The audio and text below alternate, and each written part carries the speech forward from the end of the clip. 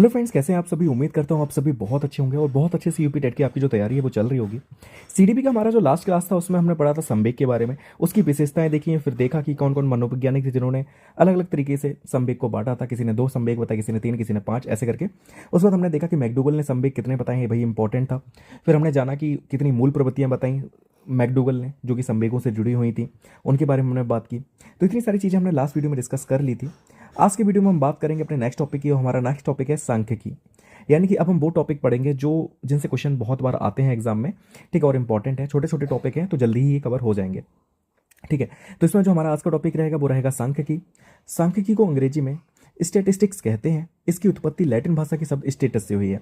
तो इतना आपको याद रखना, ये इंपॉर्टेंट है कि सांख्यिकी को अंग्रेजी में क्या कहेंगे, तो स्टैटिस्टिक्स कहेंगे। और इसकी उत्पत्ति किससे हुई, तो लैटिन भाषा के शब्द स्टेटस से हुई है, ठीक है। तो और इसके साथ ही लैटिन भाषा के शब्द स्टेटस से हुई है, साथ ही साथ इसकी उत्पत्ति लैटिन भाषा इटालियन भाषा के शब्द स्टेटिस्टा से भी मानी जाती है, एवं जर्मन शब्द स्टैटिस्टिक्स से भी मानी जाती है, ठीक है। ये भी चीज़ याद रखना कि जो सांख्यिकी शब्द है इसकी उत्पत्ति कई भाषाओं से मानी जाती है, ठीक है। तो लैटिन भाषा के शब्द स्टेटस से मानी जाती है, इटालियन भाषा के शब्द स्टैटिस्टा से मानी जाती है, और जर्मन भाषा के शब्द स्टैटिस्टिक्स से मानी जाती है, ठीक है। तो तीनों ही आपको अच्छे से याद रखना है। दूसरा जो इंपॉर्टेंट क्वेश्चन इससे पूछा जाता है वो पूछा जाता है कि सांख्यिकी का पिता किसे कहा जाता है। तो सांख्यिकी का जो पिता है वो गॉटफ्राइड एकानबॉल को कहा जाता है। ये चीज़ याद रखना कि सांख्यिकी का पिता किसे कहा जाता है, तो गॉटफ्राइड इकेनबॉल को सांख्यिकी का पिता माना जाता है, ठीक है। तो फादर ऑफ स्टैटिक्स कौन हो जाएंगे, गॉटफ्राइड इकेनबॉल। फिर कि केंद्रीय प्रवृत्ति के मान मुख्यतः 3 प्रकार के होते हैं, ठीक है। तो हम केंद्रीय प्रवृत्ति के बारे में जान लेते हैं, ठीक है। उसके बारे में आप जानते होंगे, सीधा सीधा हम शॉर्ट में ही चीज़ों को डिस्कस कर रहे हैं। तो पहला मीन, दूसरा मीडियन और तीसरा मोड। इन तीनों के बारे में आप पहले भी कई बार पढ़ चुके हैं। मीन को यहाँ पर मध्य कहते हैं या मध्यमान कहते हैं, मीडियन को आपको मध्यांक कहते हैं, और मोड को आप बहुलांक कहते हैं या बहुलक कहते हैं, ठीक है। तो तीनों के नाम अच्छे से याद रखना कि मोड को आप लोग बहुलांक कहेंगे या बहुलक कहेंगे, मीडियन को आप मध्यांक कहेंगे, और मीन को आप मध्य कह देते हैं या मध्यमान कह देते हैं। तीनों ही अच्छे से याद रखना। अब सबसे पहले हम बात करेंगे मध्य की, यानी कि मीन की या मध्यमान की। किसी समूह के प्रदत्तों यानी कि किसी समूह के डेटा का वह प्राप्तांक जो उसका मध्य प्राप्तांक को मध्यमान कहलाता है, इसे अंकगणितीय औसत भी कहते हैं। इसकी गणना सभी प्राप्तांकों के योग को प्राप्तांकों की कुल संख्या से भाग देकर ज्ञात की जाती है। यानी कि एवरेज जो होता है किसी भी संख्या का वो क्या कहलाएगा, मध्य कहलाएगा या मध्यमान कहलाएगा। जैसे आपको डेटा दिया गया, आपको 50 बच्चों के नंबर दे दिए गए, आप बोला गया कि इसका आपको मीन निकालना है, यानी कि मध्य निकालना है, मध्यमान निकालना है। तो आप क्या करेंगे, 50 बच्चों के अंकों को जोड़ देंगे और बटे कर देंगे किससे, 50 से, ठीक है। तो आपका मध्यमान निकल आएगा या मध्यांक निकल आएगा, ठीक है। तो जो एवरेज होता है वही कहलाता है आपका मध्य या मध्यमान मध्यमान। थोड़ा सा काम चल रहा है, इसके चक्कर में थोड़ा सा आपको शोर देखने को मिल रहा होगा वीडियो में, ठीक है। तो लेकिन मुझे वीडियो बनानी थी इसलिए मैं बना रहा हूँ, तो थोड़ा सा एडजस्ट कर लीजिएगा आप लोग, ठीक है। अब इसका जो फॉर्मूला होता है वो क्या रहता है मीन का, तो वो रहता है आपका m बराबर sigma x upon sigma n, ठीक है। तो sigma x upon sigma n, तो यहाँ पे सिग्मा एक्स जो होता है वो क्या होता है, प्राप्तांकों का कुल योग होता है। वहीं पर सिग्मा एन क्या होता है, तो वो होता है प्राप्तांकों की कुल संख्या। यानी कि 50 बच्चों के जो नंबर आए थे उनका कुल योग क्या हो जाएगा, सिग्मा एक्स हो जाएगा, और 50 बच्चे हैं तो वो सिग्मा एन में आ जाएंगे, ठीक है। एग्जाम्पल देख लेते हैं कि किसी कक्षा के छात्रों का प्राप्तांक क्रमशः 20, 21, 22, 25 तथा 30 है, तो उसका मध्यमान प्राप्तांक क्या होगा, यानी कि इसका आपको एवरेज निकालना है, मीन आपको इसके पूछा गया है, ठीक है। तो आप क्या करेंगे, सारे बच्चों के जितने भी नंबर आए उन सबको जोड़ देंगे। तो यहाँ पे सिग्मा एक्स क्या हो जाएगा, 20 + 21 + 22 + 25 + 30, यानी कि 118 हो जाएगा। और कुल बच्चे कितने थे, तो 5 बच्चे तो सिग्मा एन क्या हो जाएगा, 5 हो जाएगा। तो 118/5 कर देंगे, तो जो निकलेगा वो क्या हो जाएगा, आपका मीन हो जाएगा। अब दूसरा है हमारा मध्यांक। मध्यांक को हम लोग मीडियन कहते हैं। मध्यांक क्या होता है, तो कोई भी डेटा आपको जो प्राप्त होता है उसका जो मध्य बिंदु होता है वही मध्यांक कहलाता है। जब आप उस डेटा को एक व्यवस्थित रूप में लगाते हैं, जैसे आरोही क्रम में या अवरोही क्रम में उसे व्यवस्थित कर लेते हैं, तो जो मध्य बिंदु होता है वो क्या कहलाएगा आपका, वो मीडियन कहलाएगा या मध्यांक कहलाएगा। तो वही है कि मध्यांक किसी प्राप्तांकों के समूह का वह मध्य बिंदु है जिसके ऊपर तथा नीचे बराबर प्राप्तांक होते हैं। मध्यांक प्राप्त करने का सूत्र देख लेते हैं। जब आंकड़ा विषम होता है, यानी कि जब नंबर विषम होते हैं, तब सूत्र कौन सा लगेगा, तब लगेगा माध्यिका बराबर n+1 अपॉन 2 पद, ठीक है। तो ये होता है फॉर्मूला जब आंकड़े विषम होते हैं, यानी कि 5 बच्चों के नंबर दिए जाए, तब आपको मध्यांक पूछ लिया जाएगा, तब ये वाला फॉर्मूला लगाएंगे। यहाँ पे n जो हो जाएगा वो 5 हो जाएगा, क्योंकि 5 बच्चों का है तो n 5 हो जाएगा। तो क्या हो जाएगा, n+1 अपॉन 2 पद, ठीक है। ये हो जाएगा आपका माध्यिका।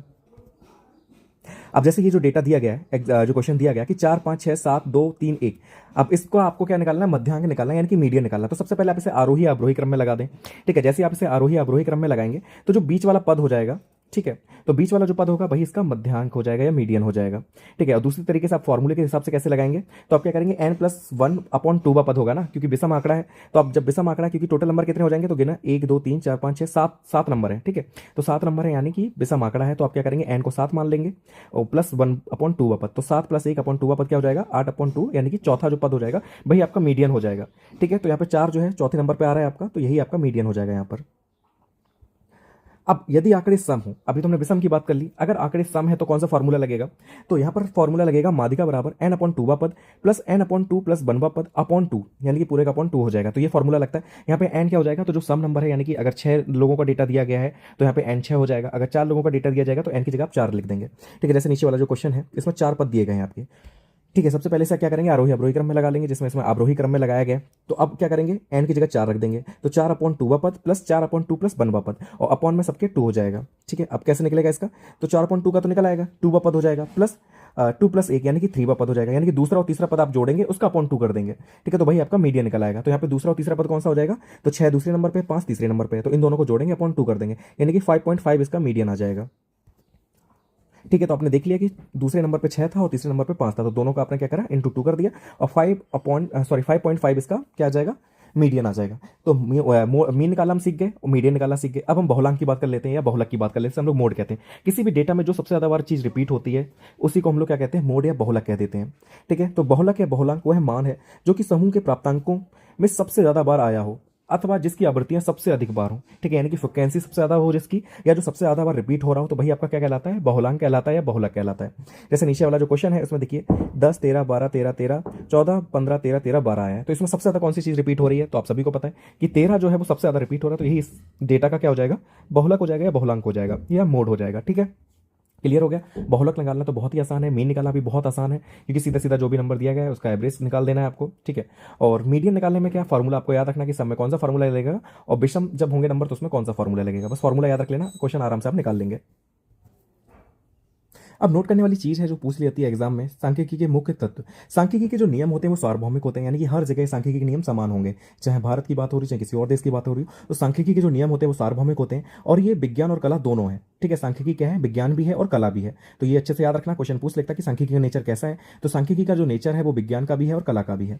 दूसरा जो इंपॉर्टेंट है कि केंद्रीय प्रवृत्ति का सर्वोत्तम आदर्श माप कौन दिखाएगा तीनों में, तो समांतर जो माध्य होता है वो सबसे अच्छा आदर्श माप दिखाता है। ठीक है, तो आदर्श माप कौन सा हो जाएगा, समांतर माध्य जो होता है वो आदर्श माप होता है किसी भी केंद्रीय प्रवृत्ति का या आवृत्ति का। ठीक है, एक चीज याद रखना कि केंद्रीय आवृत्ति का सर्वोत्तम आदर्श माप कौन सा हो जाएगा, तो समांतर माध्य हो जाएगा।